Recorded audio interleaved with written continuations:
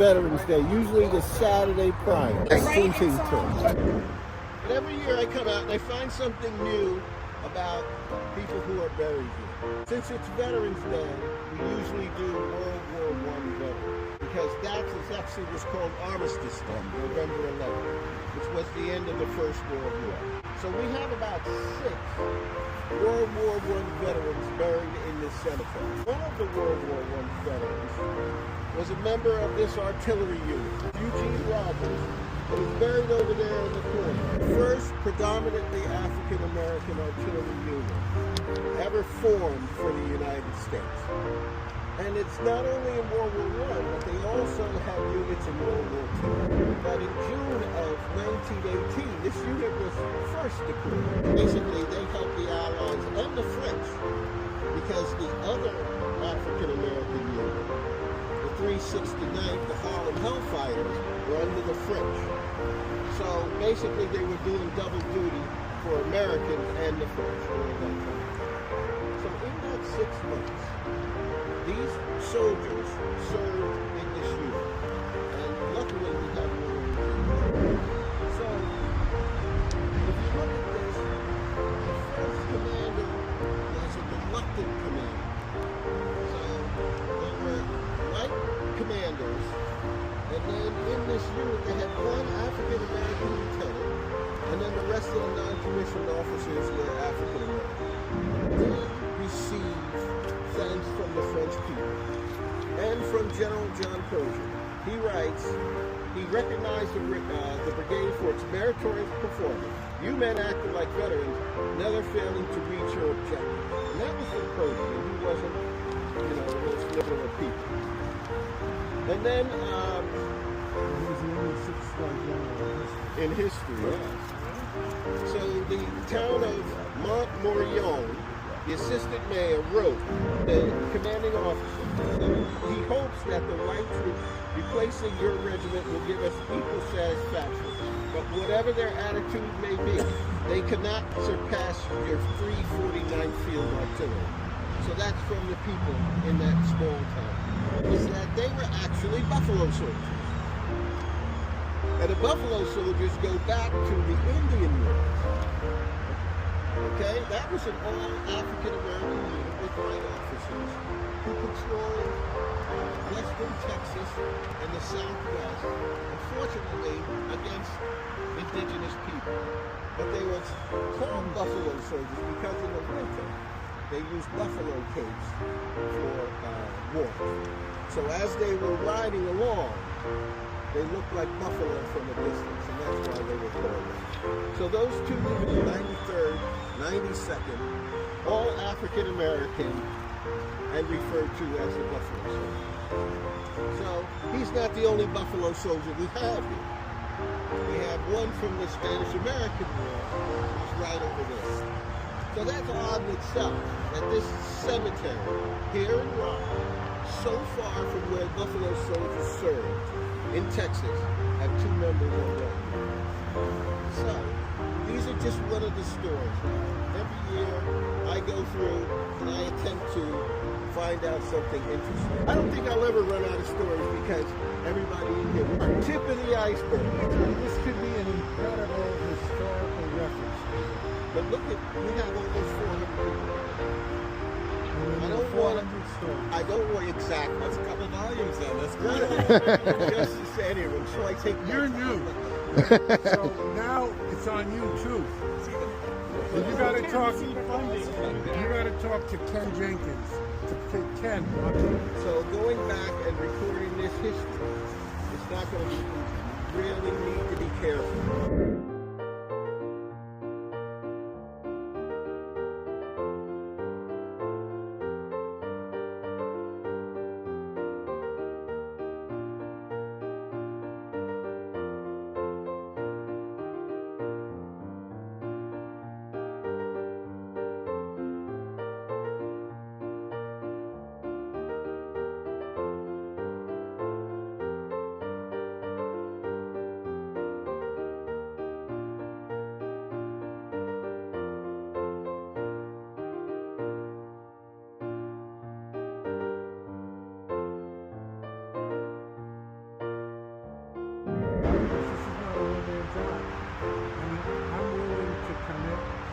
town funds, as the case may be, to hire people to help get this history all put together. And if we get some county funding, possibly state funding, we can get this thing done. Okay? But it should not be on David's back alone. Well, who's buried here? What happened? What did they do?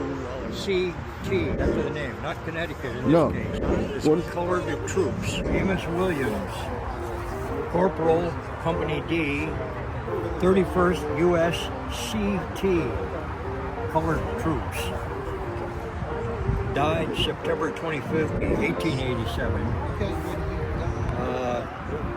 This means that some of them survived the Civil War and were buried here after dying of old age. Hey, can we remark on the fact that Mr. Williams had a beautiful headstone? He must have had some money. I mean, some of these other ones fade and everything. This guy's 1887, and look at that. Crispy. I'll tell you, you can thank the organization Friends of the Rytown African American Cemetery for that, because they brought in Boy Scouts and other volunteers to scrub the tombstones carefully. As a matter of fact, I saw you scrubbing them. Oh my gosh, don't bring that up, Tom. Oh, never mind. I'm going to take care of Marilyn Showery, 1828, and died in September 15th, 1899. Let's take care of Mr. Showery.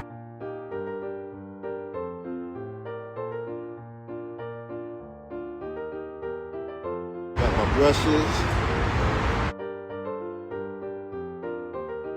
I'll turn it on first.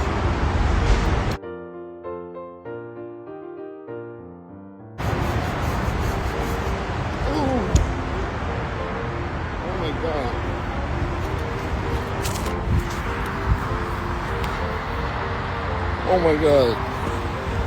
I scrubbed a few on other occasions too. Look at this. He had two. This is Amos Williams also. You know? 1887, September 25th. He had a wife named Emmeline. This is like the family headstone. And there's probably Emmeline right here. I'm sorry, Emmeline. Yeah, could be. Amen. Bless him. Well, this is World War I. The 95th Division.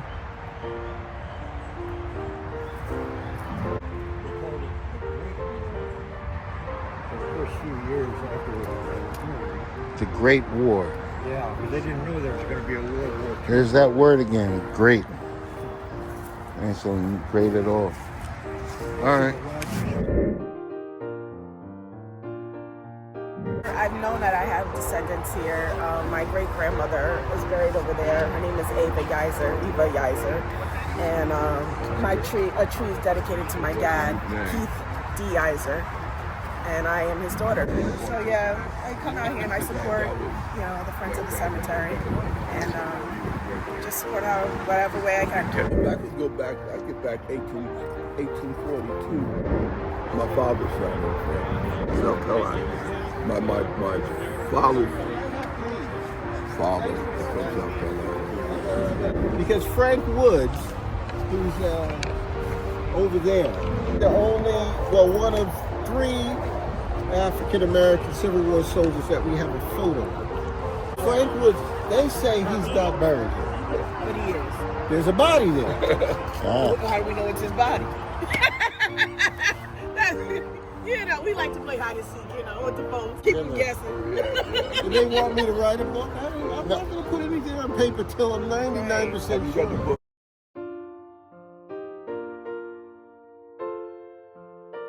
County Executive Ken Jenkins, and I'm happy to be here today.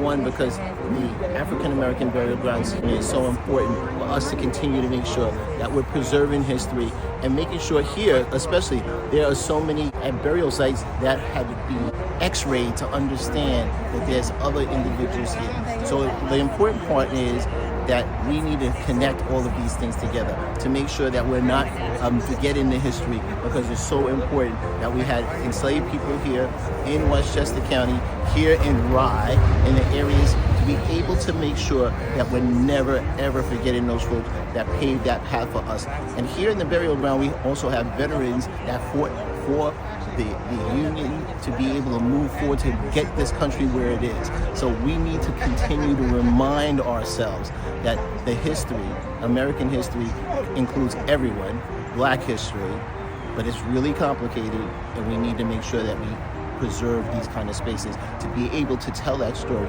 so that we don't repeat the history and make sure that those errors in the past do not continue. Oh, freedom. Oh, freedom. Oh, freedom over me. And before I'll be a slave, I'll be buried in my grave and go home to my Lord and be free.